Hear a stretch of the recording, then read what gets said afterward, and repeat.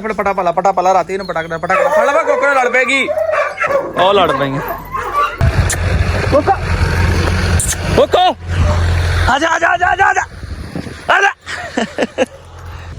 हुण वेखो दोस्तों a pure वलैती है बच्चे ठीक है ते जेड़ा मोटा ते कुत्ता क्रॉस कराया सी देसी सीगा वैसे भी मोटा ते सामने डबल बाडियां दा फर्क हुंदा जे हाले बच्चे अज 15 तरीक हुई 24 दे पैदा होए किन्ने दिन हो गए अज 20-21 दिनां दे होए ते माशाअल्लाह देखो कतूरी दा सिर की होया ओ चला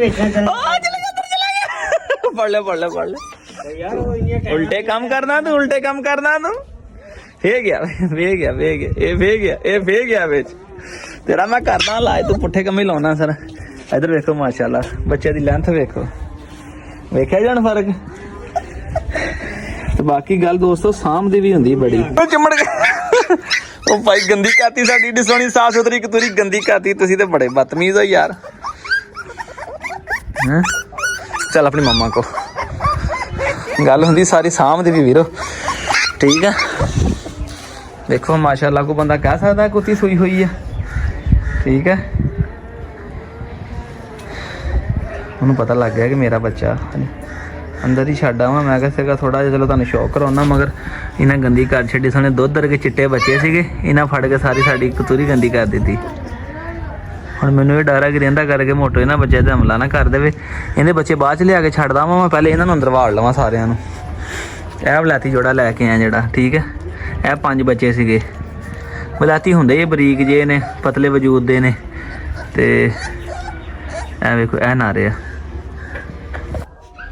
ਹੁਣ ਮੈਂ ਇਹਨਾਂ ਨੂੰ ਵੀ ਲੈ ਕੇ ਚੱਲਾਂ ਜੇ ਬਾਹਰ ਇਹ ਵੀ ਬੜੇ ਡੀਕਦੇ ਬੈਠੇ ਆ ਮੈਂ ਧੁੱਪ ਲੱਗੀ ਆ ਇੱਕ ਇੱਕ ਕਰਕੇ ਭੌਂਕਦੇ ਆ ਹੁਣ ਨਰ ਦੀ ਵਾਰੀ ਆ ਗਈ ਹੁਣ ਇਹਨੂੰ ਲੈ ਕੇ ਚੱਲਾਂ ਚੱਲ ਵੀ ਸੋਹਣਿਆ ਧੁੱਪ ਲਵਾ ਇੱਥੇ ਮਾਂ ਦੇ ਕੋਲ ਪੈਦਰਾ 10 ਮਿੰਟ ਹੈ ਇੱਥੇ ਲੈ ਮੋਟੋ ਨੂੰ ਬਿਠਾ ਇੱਥੇ ਆਪਣੇ ਕੋਲ ਦੁੱਧ ਪਿਲਾ ਇੱਥੇ ਇਹਨਾਂ ਨੂੰ ਜ਼ਰਾ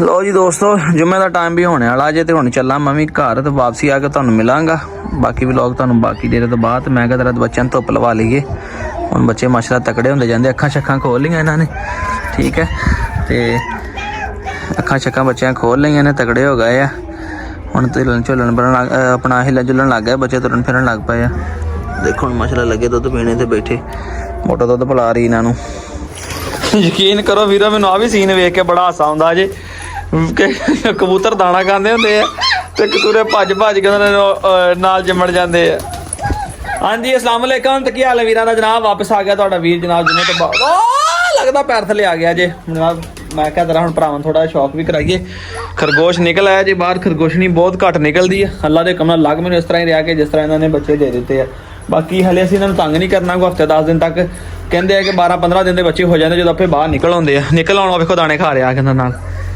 मैं तेन पिछली वीडियो दस्सिया ना खांदे हो देखो दाने खा रहा बड़े आराम के नाल आके दाने खान लगा तो इधर मेरे पैर खान लगे हुए है जी चलो दोस्तों तुहानूं थोड़ा जिहा शौक करवाने बिजली की भैन का स्टाइला का भी तो दोवें इकट्ठियां तुहानूं विखाउने गया होया फैसल लैन मैं कहा चलो दोस्तों थोड़ा शौक कराइए दूसरे बाहर लिया मुर्गियां भी दाना पा लो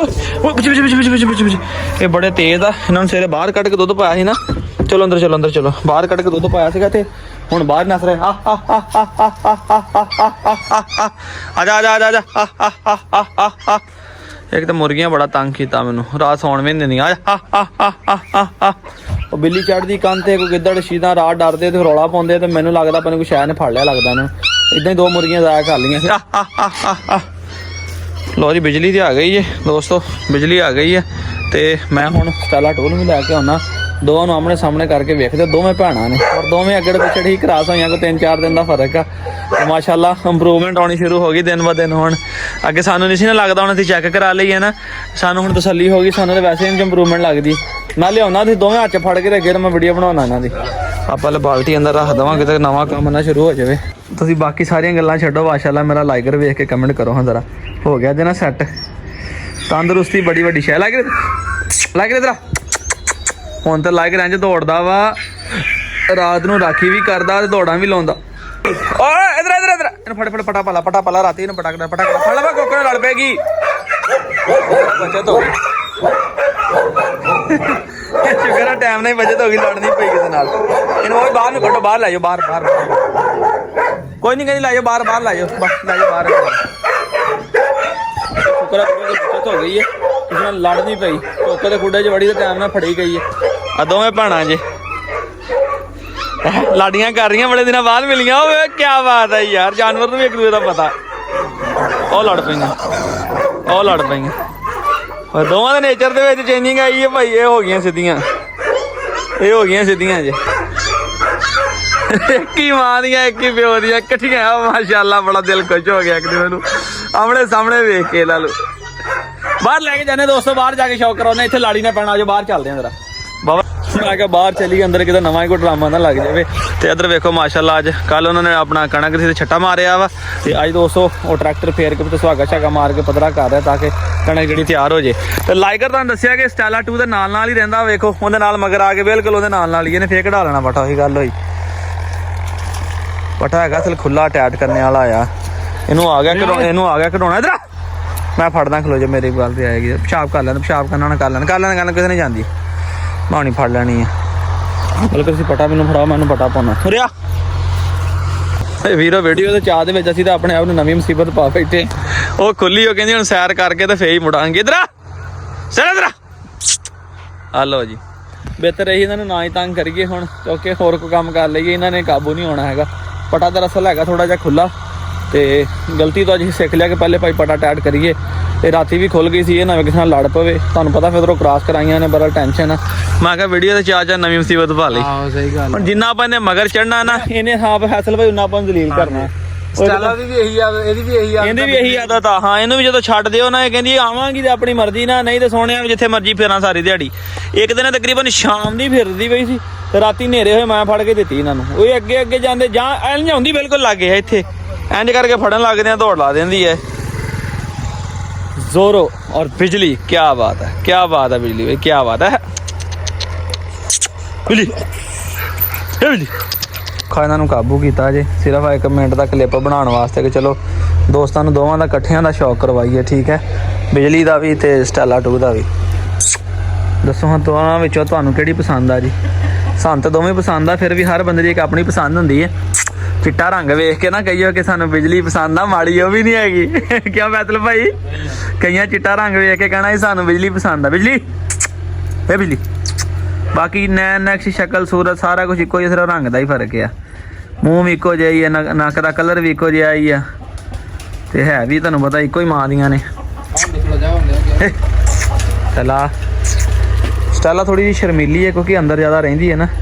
ਬਿਜਲੀ ਹੁਣ ਜ਼ਰਾ ਪਬਲਿਕ ਦੇ ਵਿੱਚ ਆਦੀ ਹੋ ਕੇ ਤੇ ਜ਼ਰਾ ਹੁਣ ਘਟ ਗਈ ਆ ਸ਼ਰਮਾਉਣੋਂ। ਉਹਦੇ ਨਾਲ ਥੋੜਾ ਸ਼ਰਮਾਉਂਦੀ ਹੈ।